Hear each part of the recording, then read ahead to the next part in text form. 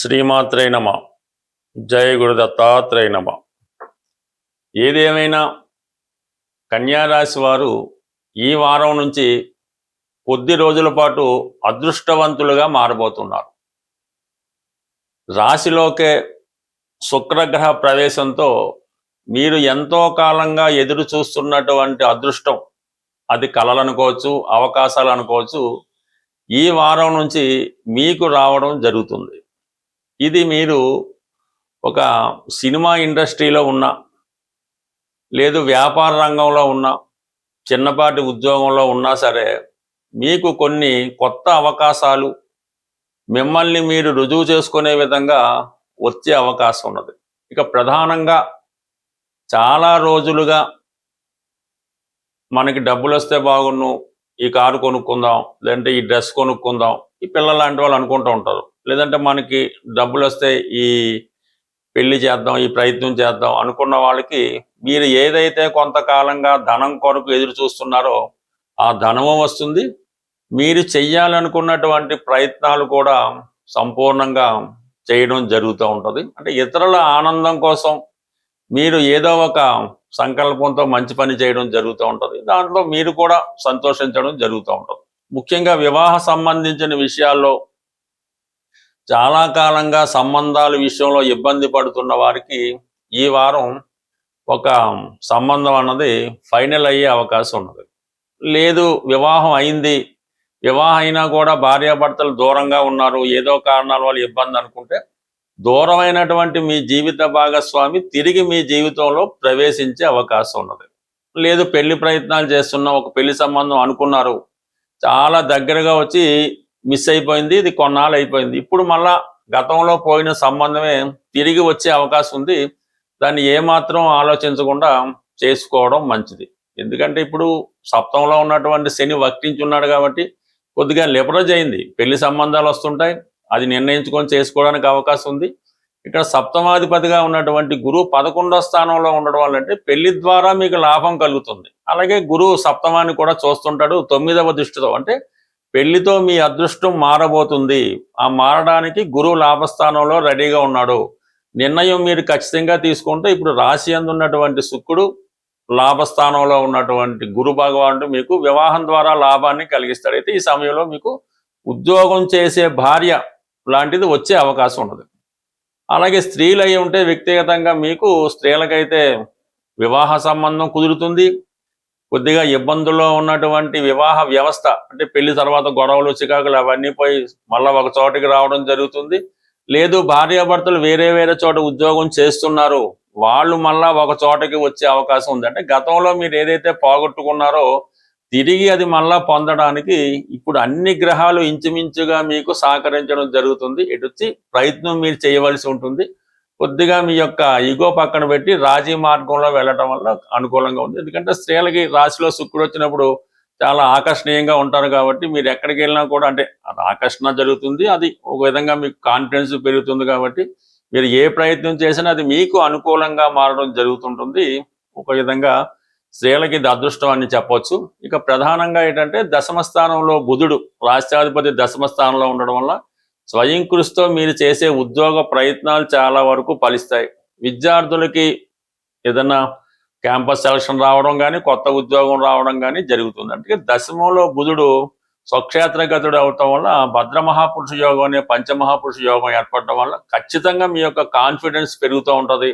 ఎటువంటి సమస్యనైనా పరిష్కరించగలుగుతుంటారు. ఎక్కువగా ఈ శుక్రుడు బుధ ప్రభావం ఎలా ఉందంటే మీరు టీవీ రంగంలో ఉన్న, మీడియా సినిమా ఏ రంగంలో ఉన్న, వైద్య రంగంలో ఉన్న, విద్యా రంగంలో ఉన్న, ఇదే మీకు చాలా మంచి అవకాశం.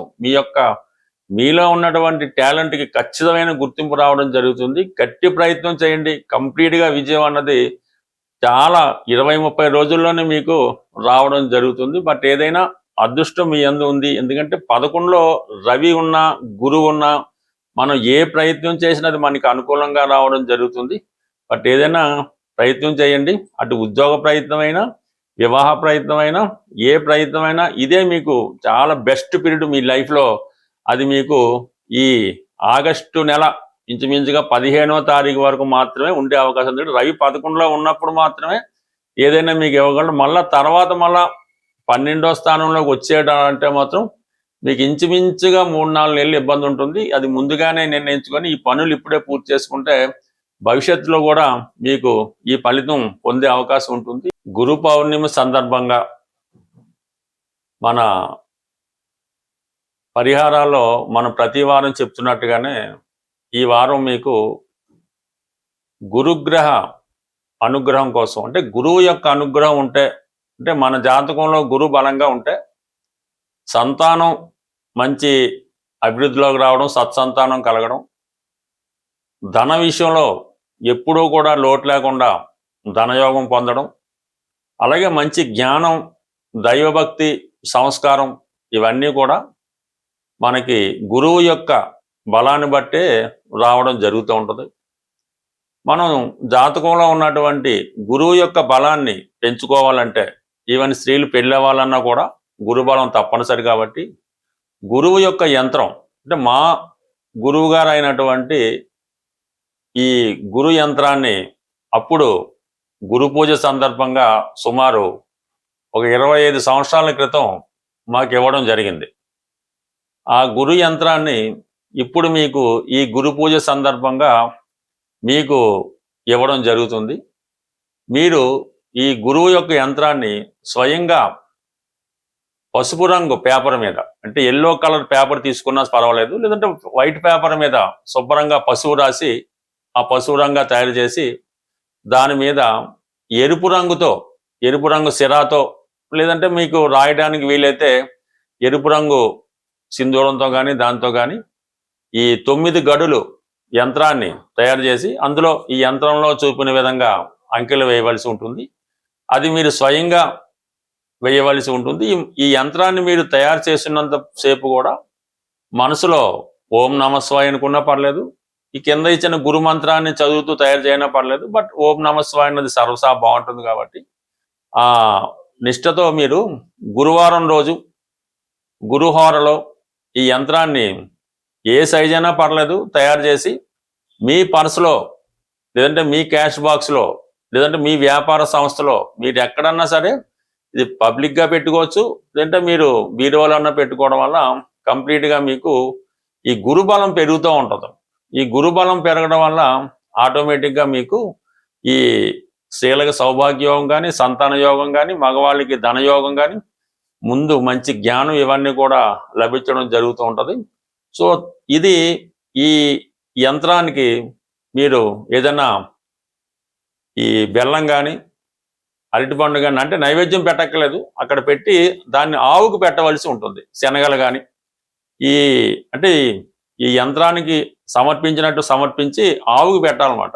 ఆ విధంగా పెట్టడం వల్ల మీకు ఒకేసారి ఎవరికి కూడా ఫలితం ఇవ్వదు.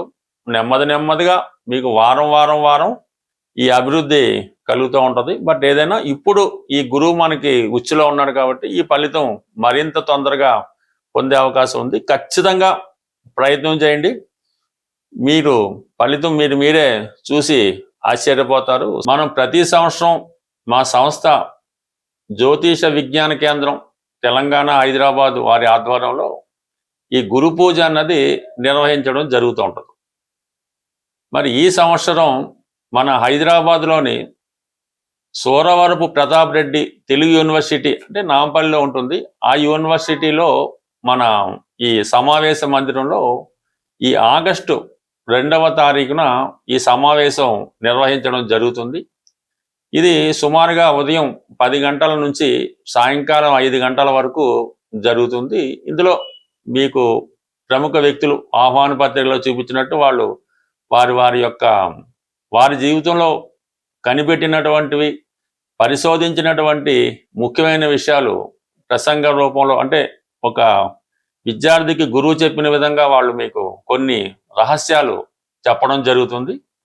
చివరిగా మేము ఎంచుకున్నటువంటి ఈ సంవత్సరం గురువు గారికి సత్కరించడం కూడా జరుగుతుంటుంది. మరి ఎవరైతే ప్రతినిత్యం మా ఈ సమావేశాలకు హాజరవుతుంటారో వాళ్ళు ఎక్కడున్నా సరే తప్పకుండా ఈ సమావేశానికి ఆగస్టు 2వ తారీఖున తప్పకుండా ఇచ్చేసి ఈ గురువుల యొక్క వాళ్ళు ఇచ్చినటువంటి ప్రసంగాలను ఆస్వాదించి ఈ సభని విజయవంతం చేస్తారని ఆశిస్తూ స్వస్తి.